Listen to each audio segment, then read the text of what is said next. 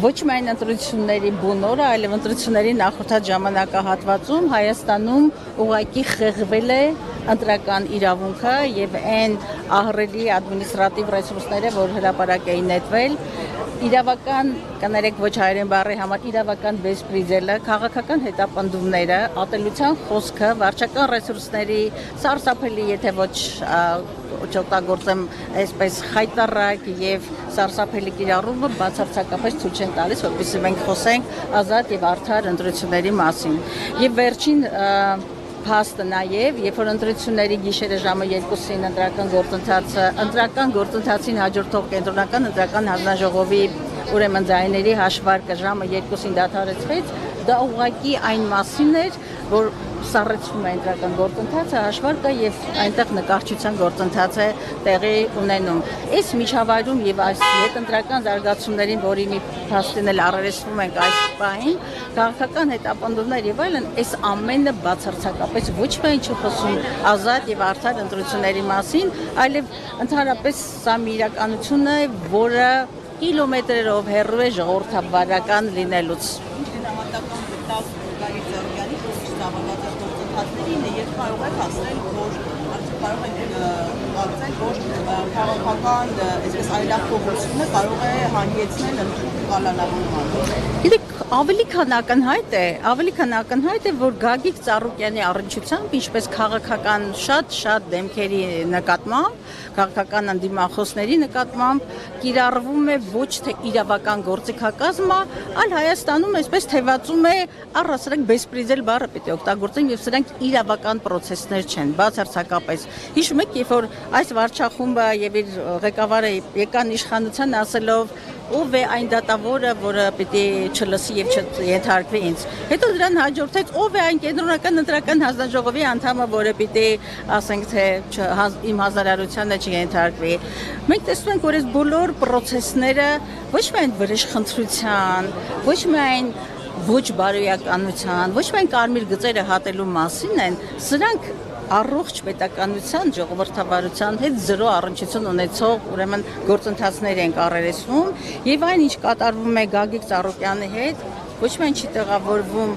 մարդկային, բարոյական, ինչ ասեմ, քաղաքական ձևաչափերի մեջ, ինքը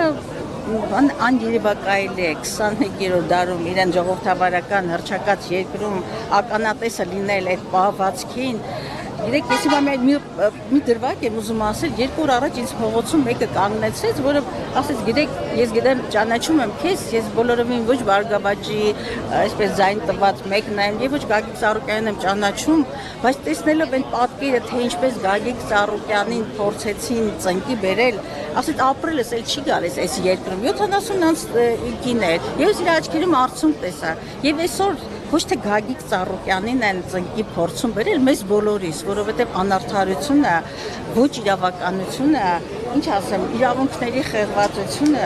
առողջ ձայնի, ինդիմադրի ձայնի լռեցումը, վախի մթնոլորտը, ատելության մթնոլորտը, այս ամենը պետության եւ պետականության եւ քաղաքակրթության մասին չեն, եւ ցավոք սրտի ես ուզում եմ ասել, տեսեք, այս ընթացքում նաեւ Սրբազան պայքարի 18 արդարների դատն է շարունակվում, ամբողջ իրավական համակարգը դարձել է գործիք վարչախմբի եւ նրա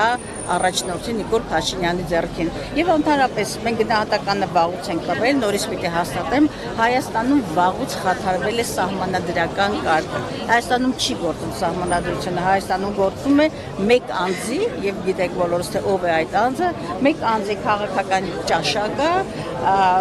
ինչ ասեմ, կամայականությունները եւ երկրում փորձել գտնել իրավական գործընթացներ, ուղղակի Դոն Կիխոտությունը։ Տիկին Գասյան, տեսնելով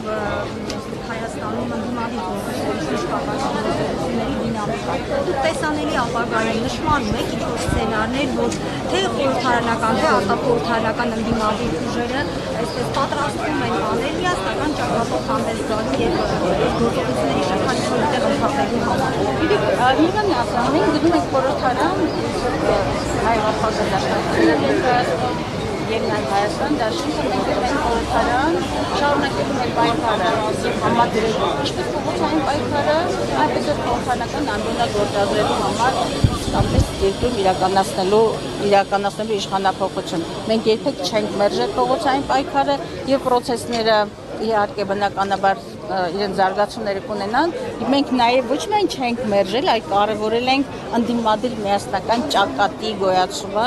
եւ ես կարծում եմ, ես չեմ կարող հիմա շատ խաղաքարտեր բացել, բայց այլ տարբերակ չկա, քան ընդդիմադիր ճակատի ձևավորումը, միասնականությունը եւ պարզապես Հայաստանի պետականության գոյության պահպանումը։ Շնորհակալ եմ։